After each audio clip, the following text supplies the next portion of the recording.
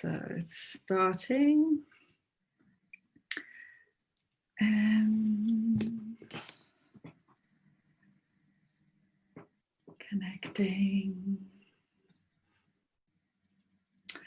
And I think we're live. Hello, everyone. This is Tamrin, creator of Differently, and I've got a guest with me today that I'm super excited to. I have Kerry Frizelle. Hello, Kerry.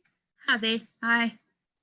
I'm super excited for us to dive into our conversation today. For those who have been watching, I've been doing a series on Differently, kicked off with how the conversation around George Floyd in the US is so alive, but the reality is that a lot of you and myself and Kerry are South African, and that is actually a very important South African conversation to have. So Kerry is a lecturer at UKZN and a counseling psychologist. So it's such a delight. We've had a little bit of a pre-chat. There's some fantastic, deep, important stuff that we're going to chat about. So I just want to thank you for connecting with me today, Kerry. Pleasure, really great. And this is good work, very important work. Thank you. I think I'd like to just circle back to what I kind of wanted to test the waters with you when I said, what? In case. How? Yeah, I mean, we started our sort of pre-chat with me saying, listen, here's my fear. I know that talking about really difficult stuff as a white person, speaking to other white people, because I'm speaking to you, a white person, on the internet, on my Facebook stream, right. It can be repelling if it's too scary, too deep, too true, too confrontational. And I asked Kerry, like, what's your take on that? Guide me. And you said something so beautiful that I just want to kick off in that same spot. How do we talk about this without running away? Yeah, it's hard. It's hard work. And, you know, as an educator, I've really had to grapple with the approach I use as a teacher because, yeah, I mean, you face a lot of like quite radical resistance when you bring up work that requires some level of self-reflection or some, you know, that expects you to look inwardly and maybe acknowledge that you've got something wrong or that your reality is not quite what you thought it was. And that can be really scary because there's a sense of loss. You know, if you've had a particular view on something or understood it in a particular way, to change that can be very disabling or very, you know, troubling. And also sometimes I think you're left with a sense or you're defending against shame or guilt. And so what I do now is I actually prepare my students. I tell them the approach I'm going to use. I say to them, I use a teaching strategy in which I harness discomfort. What I'm going to say is going to trouble you. It is going to make you feel uncomfortable. But I want you to understand what discomfort is. Discomfort is an indication of your psyche sitting up going, this resonates. There's something in this that's hooking me. And the argument, and the thing I always say to my students is try sit with that. Because there's a woman called D'Angelo who writes about whiteness. And she says that she's quite sympathetic for white people. And she says she's not apologetic. And I think that's important. You know, she's not letting white people get away with anything by any measure. But she's sympathetic for the position we find ourselves in because she acknowledges that who white people are, we're not innately deficit. We're not innately mean. We're not innately racist. We have been socially engineered to be like this, to have these blind spots, to have this kind of psychological and cultural and economic privilege. It's not that we are innately bad. And she says we have not actually ever, and she's talking about the American population, but I really believe it's true for white people in South Africa. We've never been given the opportunity to develop the cognitive structures or the stamina to deal with difficult conversations about race. And so what we tend to do is we tend to react very quickly, very emotionally. And then we get what she says, defensive strategies. And it will be things like shouting, screaming back, but I'm not. And it's a knee-jerk reaction. Or you leave the room, or you leave the conversation, or you resort to some kind of nastiness, and end up confirming the very thing you're trying to defend yourself against. And she says that she believes that that's part of the process, you know, and I had to learn as an educator challenging students. And I've always perceived of myself as being quite woke. And for a long time, I used to deflect my own racism onto my students.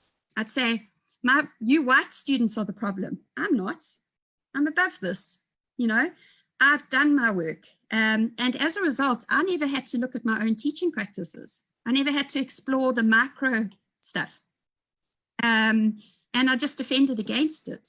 And so the thing I say to my students is sit with the discomfort, turn to it, be curious, ask it what it's telling you, play with it, hold it as a possibility. It will not annihilate you. It will not disable you. It does not mean you are not a good person. It's rather acknowledging that our psyche and who we are as people is intimately affected by the wider social and historical and political context in which we have been born and from which our ancestors come. And it's just sitting with that. It's not comfortable, but it's necessary work. It really is necessary work if we really are committed to the work to make this country a better space for everybody. That's such an important opening, and I thank you for laying that foundation. And my invitation to you watching, you can let us know in the comments if you're here live, or if you're watching it in the replay, let us know if you're watching in the replay. My invitation to you is to observe, like Kerry's just talked about, the message she gives to her students, is that if you noticed, even Kerry said some things now that might have got you triggered. I see we've got one sad emoji response already, and that's almost it's exactly what Kerry's just said. She said we're gonna have feelings, and instead of doing what our kind of base instinct is in response to those feelings, which could be to run or to shout or to hide or to dismiss, is to just sit with them just through the rest of this conversation that we're going to have here today, and just let that be the first step towards maybe some personal insights. Yeah, just be open to it. Just be open to it. Just sit with that discomfort. I know that's an incredibly challenging thing to do, but I am asking you to challenge yourself as you listen to us, because it's needed, it's important, and it's beyond time. So the next thing I want to talk about, Kerry, with you is, you know, you've spent decades thinking about these matters that some of us are only even hearing about for the first time. Yeah. And then you've also you've been an educator through quite a dramatic time in South Africa in tertiary education, where we've had fees must fall, and I know you've had some incredible experiences where you've had to really sit with some serious discomfort and come to a place where you position yourself as an educator in South Africa as a white person. And with all of that in mind, I asked you the question, what's the one thing we should aim to get across from this conversation? And I'd love to hear that. Yeah. You know, straight away I just got the feeling that perhaps it would be a good idea to share one of those experiences. So as a white person in South Africa, like in education, I found it really easy to respond to students who challenged me on my curriculum, maybe, or something I'd said in class around teaching, you know. That it was hard. It was really hard. But I've learned that if I have a reaction and 2 or 3 days later I'm still sitting with angst, it usually means there's something I've got to reflect on. And fortunately, I've been trained as a teacher, and we trained in what's called praxis, which is the idea that you act, reflect, and react. So kind of go like in these loops, and that's how we improve our practice. So I could rely on that and eventually work through it. What I found really, really difficult was when I seemed to be challenged in the educational context on the basis of my white corporeality. That means my white skin. So I was in a forum, and we were learning about decolonizing education. And I was very excited to be there because I want to be part of that. And I don't quite know yet still how to position myself in that work. But a young student got up. There happened to be a white woman on the panel and 3 other Black South Africans. And the student got up, and I happened to be only 2 rows directly in front of him. And he shouted out, he said, "You white people, what are you doing on the panel? What are you doing? You have no say in this conversation." And he flung his arm widely across the audience and said, "All of you white people, go home," but angry. "Go home and do the things you white people do. Go make cucumber sandwiches and drink tea and coffee." And I just remember everything in me just being super distressed. And I wanted to get up and leave. That was my reaction. And I was angry. I was seething. And it took 3 or 4 days for me to start settling down and start having perspective on it. And I started talking and having conversations with other people. And then I started to read the literature. And I started to frame it differently. I started to understand that what we often do when Black people are angry and respond is we personalize the feedback because it does feel directed at us. And what we expect is for Black people to get their anger and their expressions of anger done just right so that they're emotionally safe for us. We demand that they do it in a particular way so that we are encouraged and nurtured to these positions of enlightenment. And I would suggest to people it's not the work of Black people to do that emotional labor. You know, it is the work of white people for us to manage. And this is how we can do reparation. This is how we can engage in the redress, you know, making up for what our ancestors have done historically. So what I learned in that moment and was able to do was to turn around to it and listen to what might actually have been going on. It wasn't in a personal affront. He didn't know me. He didn't even point at me. He pointed at the room. He pointed out whiteness. He pointed out his frustration with not having Black voices foregrounded. He was pointing out and expressing his anger at the ongoing inequality that is manifesting itself in our educational systems and higher education context. And if I listen for what he's saying, rather than taking it personally and foregrounding my sense of injustice or injury, we can begin to hear what's going on. We can begin to hear the pain underneath, and not expect him to. He mustn't be expected to moderate his voice. Yes, I've got my limits. You know, there were really distressing signs that were carried around during Fees Must Fall, and I will continue to say they were distressing and that I don't agree with them. But we have to be careful that we read when Black people get angry or shout. We kind of go, yes, you see how aggressive. You know, actually. Understand what is driving anger, what is driving frustration. Listen for what's actually going on. Learn to interpret it and not to make the assumption that it's a personal affront on your identity as a person. Rather separate, it's on your whiteness. And your whiteness is something you can address. You can't change the color of your skin.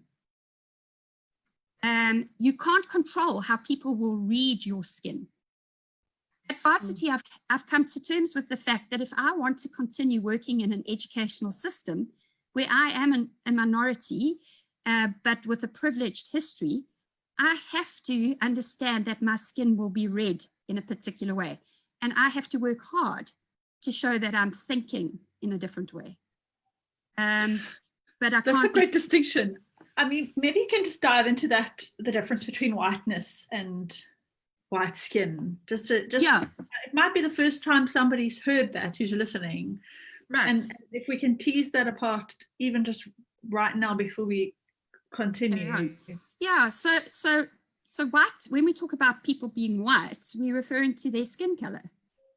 Yeah. You know, when we talk about whiteness, we're talking about the economic and political advantage that our ancestors and forefathers have had on the basis of having a white skin.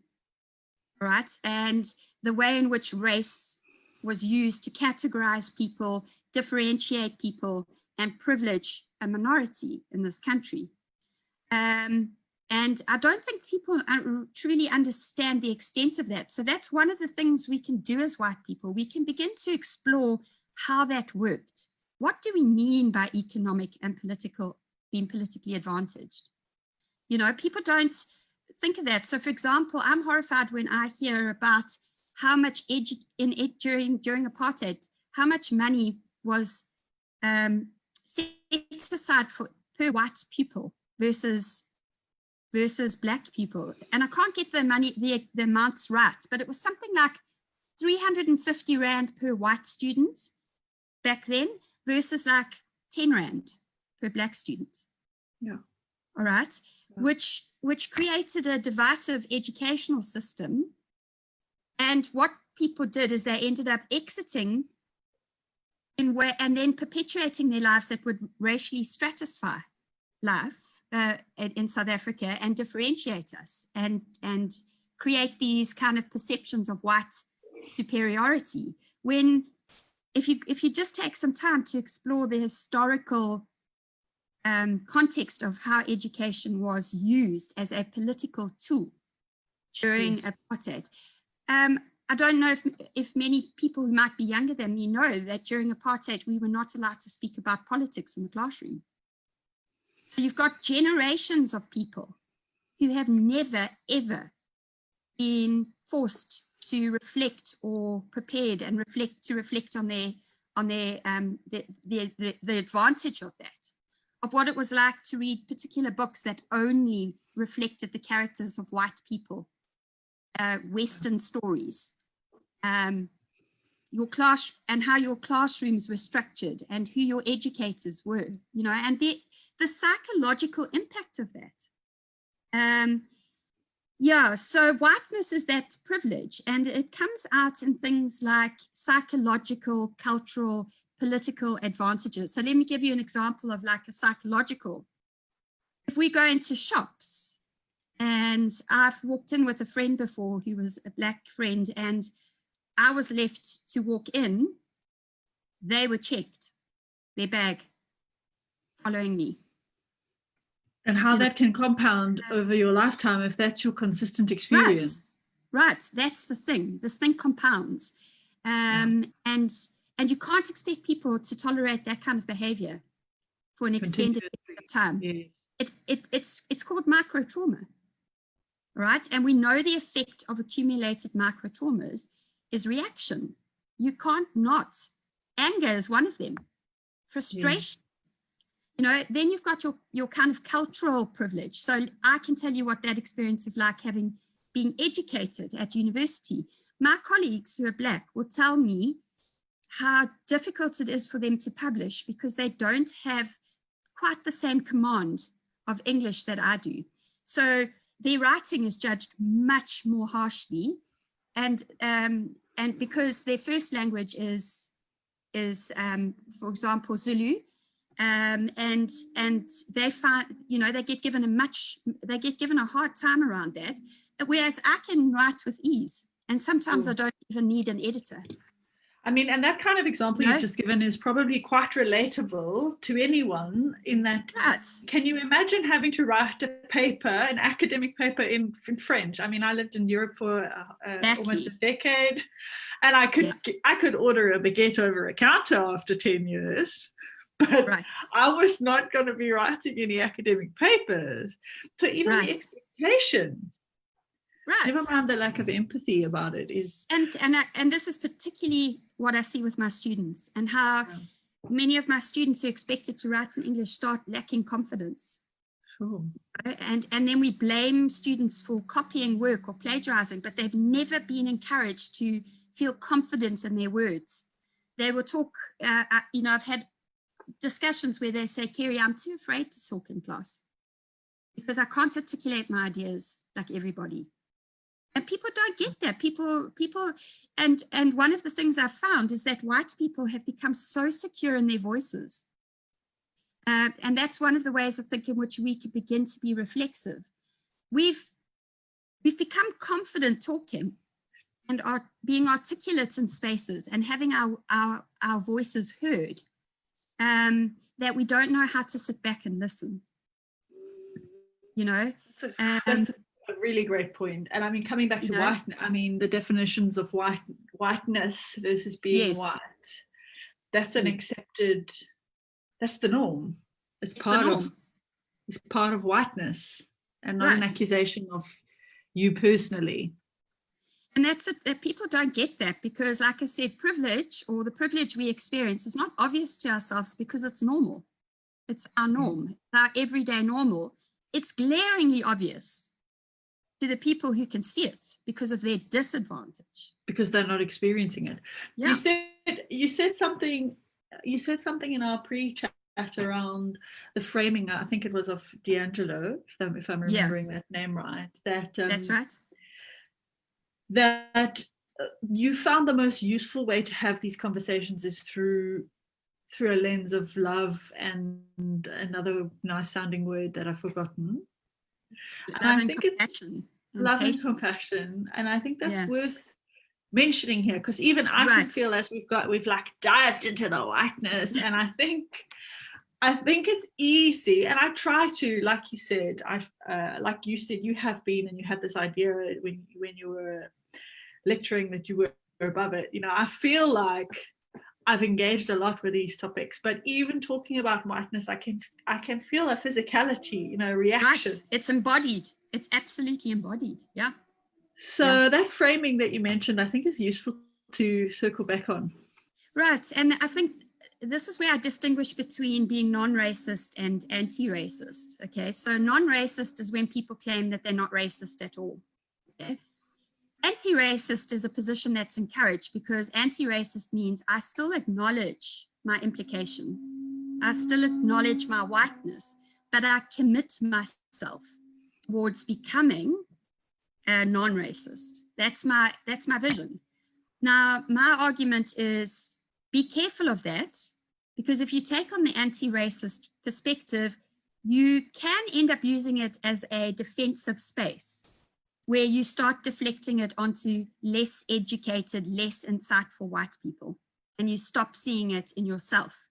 So my argument is that we need to stay implicated, and we also need to never start differentiating ourselves and believing we're above it, and start judging and being exceptionally harsh with less educated white people. So we end up using a strategy of aggressiveness and shaming, and we start calling people out because of our anti-racist position. We start seeing that we have the right to do that. And we often interpret people's resistance as an unwillingness to learn, rather than part of a deeply psychological process. And we forget our own history. We forget what it took for us to get where we're at. And it also, what we cannot ever do is argue that we can simply, through our awareness, step out of our privilege. That we remain implicated, and that we constantly work to find it. But if you are one of those people who feels that they have progressed quite far in terms of being anti-racist and are aware, I just appeal to you to think of the loving work. Now, there's an author by the name of Bell Hooks, who's a Black American feminist, and there's a theorist by the name of Paulo Freire, who's since passed away, who wrote in the 70s about using education as a radical tool. Both of these authors have been significant in my development as an educator. They both highlight and foreground the importance of working with with love and care. And when I talk about love, I'm not talking about apologetic love that lets people get away with everything. I'm not talking about that fluffy, like Hallmark card love, okay? I'm talking about love in the sense that we believe other people have the potential to transcend themselves. We believe that other people have the ability to grow, to be better people. We believe in that. We don't believe people are innately racist. We recognize the complex sets of social and historical factors that perpetuate their whiteness. We acknowledge the psychological processes. This does not mean that we let things go, but it does mean that we just think about how we are saying something, how we are calling each other out. And the irony is we cannot ask Black people to do the emotional work that's required to challenge people. They need to be given permission to be angry, and we need to monitor our response, not ask them to do the work gently. But we owe it to each other to do the emotional labor. And that doesn't mean that we are forever apologetic or tolerable. At a certain point, you draw the line in the sand. But that certainly we start to think about what happens if, like you said at the beginning of this conversation, we push people into a position of defensiveness. We know from psychological studies that cognitive dissonance occurs, and all people do is readjust their value systems, and they become even more firmly entrenched in them, even more firmly defensive. Yes. And the irony is that we are actually responsible for perpetuating the very thing that we're wanting to challenge in the first place. So, you know, people mistake me that maybe I'm tolerant and overly apologetic or dismissive. That's not the case. I hold people accountable, and I'm still get flack for it sometimes. But what I have come to accept is that I can never be above this process, that my stance as an anti-racist person requires me to constantly hear and engage with the voices of marginalized people. And it requires that I stay implicated, that yes. I do not start making an argument or falling into the trap that I'm above this. I'm not. It's a long-term process. It requires, I've had 48 years of being social, just gave my age away, socially engineered in a particular way. You know, it's not going to be unstuck in one conversation. So it's an appeal for all of us to really just stay committed, you know, to stay implicated. You've brought up so many beautiful points, and I found myself already just in the conversation that we've had being moved. I've been moved in so many directions, but you've made the point twice that it's the work of white people, you know, to do this, and you made a connection earlier that it's a form of reparation, actually, right? To be doing the work. I actually got a little tearful as you said that, because I had I'd never really made that connection before. Yeah. It just felt like an essential conversation to facilitate. But I really love that you mentioned, because I found myself, this is the third episode in the series, and at the end, now you can see in the first two, I've made this point that if you're watching this and you're further down the line than what we're talking about, you might feel the urge to be like, you guys aren't even getting to the meat of the matter, you know? Right. Or if you're Black and you're watching this, you might be like, oh, you guys are just benefiting from the luxury of like having this really reflective conversation. But my instinct, I've been intentional about that, because I know that you run a real risk of this backfire effect, this cognitive dissonance. You can actually make it worse if you repel somebody too much, if you trigger them too much, then you're creating people who even more firmly believe what they believe before they listen to you. So I'm so glad you captured that so eloquently, because I wasn't sure why I had this instinct about not coming on here and kind of shouting from the rooftops what I want to shout. But the reality is, it's gonna have to be a onion, like, right. I want to say gentle, but in some ways more gentle. I love that term you used about being with love. Yeah. And believe and understanding what we mean by love, that we hold people accountable, but we do it in an ethic of care. I've just written a paper on how significant care has been in my history, and how I know that I only started to do the big shift and mental work or psychological work due to the graciousness of significant educators who were Black educators and who were extremely patient with me, and they had no obligation whatsoever to do so. But their care meant something to me, you know. Yeah, and that was when the work actually began. And people, yeah, like I said, I think it's really important. You know, I remember reading Steve Biko and getting really excited when I got to the chapter where a white person said to him, like, Steve, what do we do? Tell us what to do, which is our common question, you know. And I like what he turned around and he said to him, okay, well, we're living in apartheid. Would you be prepared to give up your home in your white suburb, your economic, your salary, earn what we are earning, do the kind of menial work that we've been allocated? Can you give that up and join us? Because I think if all white people did that, it would be effective. And the white person was like, come on, Steve, that's what you're fighting for. You can't ask us to give that up. Surely that's not what you're doing. And he said, well, if you can't do that, you go work it out. You go do the work with other white people and get them to start thinking. And I really took that quite seriously. So for me, there's two lessons in that. It's not the work of Black people to tell us how to make this right. Yeah. You know, we've got to figure it out. We've got to reflect on our histories.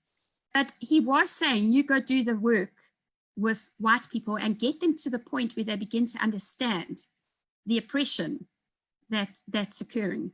And that's, yeah, like you said, it's a luxury for us to be able to do that, because there are people on the street fighting, you know, and there are people who, while we reflect on our whiteness and the privilege of it, there are parents having conversations with Black children in the States to prepare them what to do if they're stopped by a Black police officer to ensure that they don't die. You know, so this is hard work and it's a hard position, but unfortunately, like, it has to happen. Yes. And I think that there are different types of people. So I argue that, for example, I'm an educator.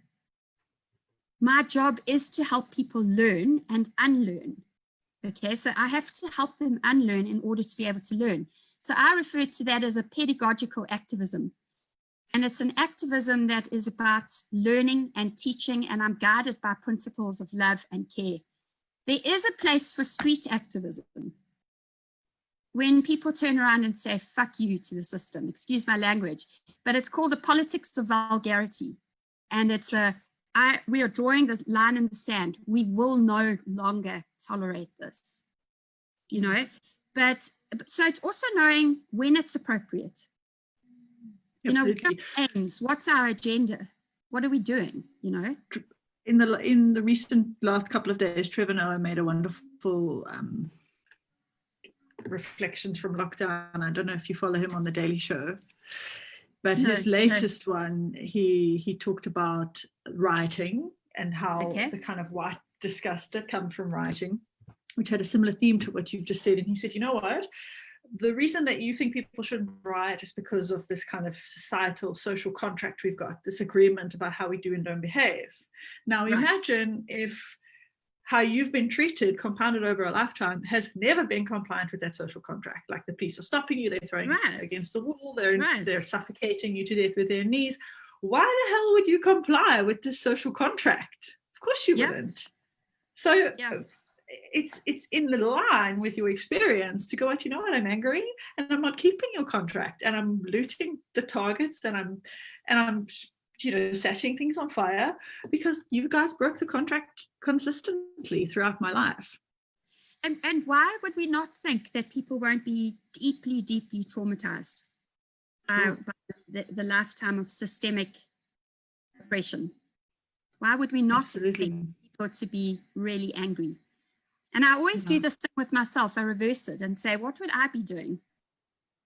No, I'd be leading. I'd be setting the car on fire first. I've always said that. I said, if that were me, my version of Facebook Live comfortably on a Saturday afternoon would be setting cars on fire. I can assure you that. No, for sure. For sure. There's one last idea I just want to explore before we come to an end. And it was the idea that it's probably easy to if you're watching this, to think, okay, well, it's not me. I'm not the one who's kind of swearing racist slurs, and I'm not the racist one because I'm not suffocating people to death with my knees.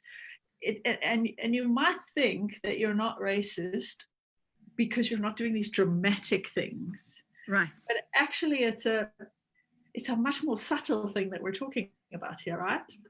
Right. So the interesting thing is that in the South African context, and I suppose worldwide, but in particular in South Africa, you don't want to own the label racist, right? It's outlawed. It's illegal. Yeah. And we've seen people land up in prison, just rightly so, So we defend against that. And then what we do is we end up associating, like using bad language or swearing at someone or beating them up or killing them or murdering them is racism. And a lot of people are sympathetic. A lot of white people will say that's disgusting, but they won't do the micro analysis. They won't do. They fail then to look at, because they can't use, because the word racist isn't used. They assume that they're not racist, and it is a hard word to use. And there is some fear. If I had to declare as an educator in South Africa, I am a racist, what implication does that have for my job or my work? So what I've started to understand is that I carry around this whiteness, and I am anti-racist, but I carry around whiteness, and it manifests in all sorts of ways in the most unexpected way. So sometimes I will catch myself having a stereotypically racist thought about something, and it will take my breath away. But that's the thing, is that it comes out in extremely subtle ways that you're not even aware of. For example, I taught for years and years and years without thinking about what it would mean to my Black students for me to show videos that foregrounded the experiences of African people, Black people. When I read poetry or recommended books, I was relying on my own education and these significant European books I'd read, or that come from the North. And why are both as examples? I mean, if we can be like over obvious, if it's the first time you're hearing this, what's wrong with showing videos of that? Maybe you're watching and you haven't realized. Yeah. So just think about how important representation is. Right. So that unless we see ourselves reflected in narratives and stories, we can't really invest in them. Yeah. We can't, or we begin to compare our lives to those characters. And for many Black African people, those experiences are extremely alienating. They're foreign. It doesn't root learning in your own experience, in your own reality, and it makes your reality appear second class. Wow. And it normalizes the experiences, of the outside world, and so it's alienating, and it's just the significance and the importance of representation, of seeing your reality reflected in stories, because stories are healing. Stories tell us things. Stories frame our experiences. And that's why it's so significant, is to ensure that stories reflect the reality. And also remember how many degrading, problematic stories are told about Africa. Yes. You know? And so through education and using representation and being aware of that stuff, we begin to provide a counter narrative and open up the possibility of other ways of viewing and understanding. It's one of the ways I started to think, because I do believe it's white people's work to work out how to decolonize our own minds. And that doesn't mean throwing everything out. I've never seen one Black academics make that argument in the discussion of decolonization. Rather, they've argued for the foregrounding of African experience. You know, and one of the ways I've begun to decolonize my mind is I'm an avid reader, and I've started to read the stories of African authors. You know, and what it's done is it's given me insight into experience, and I get involved with the characters, and the context is usually so beautifully written about.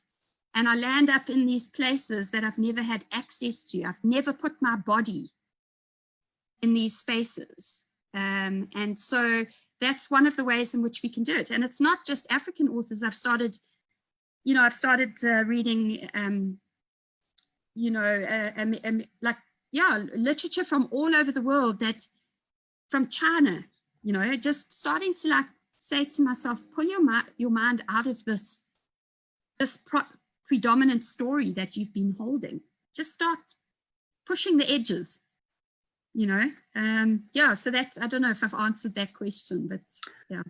Yes, and I think the invitation then to you, to the one listening, is that those opportunities are there. I mean, even if you do a Netflix and chill session on the couch tonight. I mean, my husband and I have just finished watching a series called, in English, it's called Love in a Time of War in Morocco. Okay. But it's not in English, it's in Spanish. So there's some effort, you know, and it's about a war in Morocco, which is, you know, got you know, it's the Arab-Spanish war, and it's different culture, it's different everything. And when you're doing your Netflix and chill, and you just want to like have a brain melt, that's not necessarily the easy choice. But don't do it when it's dubbed. Read the subtitles. Exactly. Listen to the language and the nuances of it and where it's pronounced, and do the work to start understanding. You know, especially for us that speak English, and that's a universalized, privileged language. You know, absolutely. And there are some South African stories. There is one on Netflix at the moment. I think it's called Blood and Water. That's it. It's brilliant. When you're faced with the choice, and dive into the one that's going to give you this deeper experience. Yeah, it's the real invitation. Or at least allocate time for it. Yeah, you know, so like I've ashamedly only started to really learn Zulu this year, and I've actually scheduled it in to my diary as a priority. I do not, in the past I would have said, oh sorry, I can't make it, you know, because I've got a client or something. And now I say, no, this is a priority, because I've begun to understand I am not going to become fluent in Zulu. Very, very little chance of that, okay? I struggle with language. However, I have learned how to pronounce names for the first time correctly. I'm learning the importance of significant words that can be used during therapy. Just how language works and the importance of it, you know, but to prioritize it, to schedule it in. It's emotional work. It's emotional labor. That's our friend Tamsin would have spoken about the importance or the burden of emotional labor, but it's really a priority. You know, it's like I said earlier, it's how we do reparation. It's how we make up for for some of the wounding that's transgenerational. You know, and if we don't stop it in our generation, we're just going to pass it down. Absolutely. So that's the call to action, the request or the invitation, and it doesn't feel easy all the time. And I wonder if you've got any closing thoughts you want to leave everyone with, Kerry. Start with the small things that you feel you can manage if this feels overwhelming. You know, but like, yeah, so it's and the request again is like, sit with the discomfort. Don't have knee-jerk reactions. You know, sit with things before you respond. And you're entitled to ask yourself to decide what you want to take away from an interaction. If a black person calls you out, spend time asking why. Just like, can you know, or reflecting on it. What might have been the problem? Where might I have gone wrong? And don't get caught up in disabling shame. Shame is of no value unless it pushes you into something new, into knowing next time, this is how I will do this. Do I owe an apology? And with no expectation of acceptance of that apology, you know?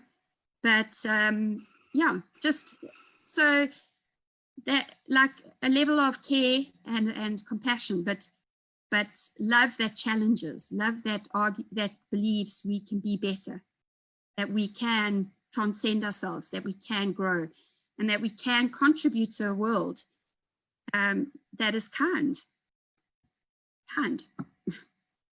which seems hard. It seems so simple, and yet people battle, you know. Because you've got to get over your elements of yourself first, right, which is probably one of the hardest journeys ever. Even as I'm listening to you, I'm like, yep, you know, yeah. How many times must I go back and say, you know, stay I'm sorry. implicated. Stay implicated. And don't be scared of doing that, you know. Yeah. Kerry, thank you so much for your deep insights and your story. You're welcome, and thank you for the work you do, Tamron. This is like really significant stuff, you know, and people are taking the time to listen. This is the work. This is the work is needed. You know? It's a pleasure. I mean, it feels like the least one can do, but as you say, it's the starting point, and there's an element of me as we're talking that just feels like anybody who's not white who watches this would I mean, I might be furious to be like, oh, isn't it just so nice to sit and have this comfortable conversation? But the reality is this is where people are at, and I hope that we've managed to meet you where you're at with this chat. And below this, I'll put links where you can find some of the information that we've spoken about. I'll get that from Kerry, maybe the books that she's mentioned, or the people, or any other information she wants to put. And please just continue to engage. That would be fantastic. Okay. Thanks so much, Kerry. Have a beautiful rest of the day, and I really appreciate our chat. I do too. Thank you. Bye. Bye.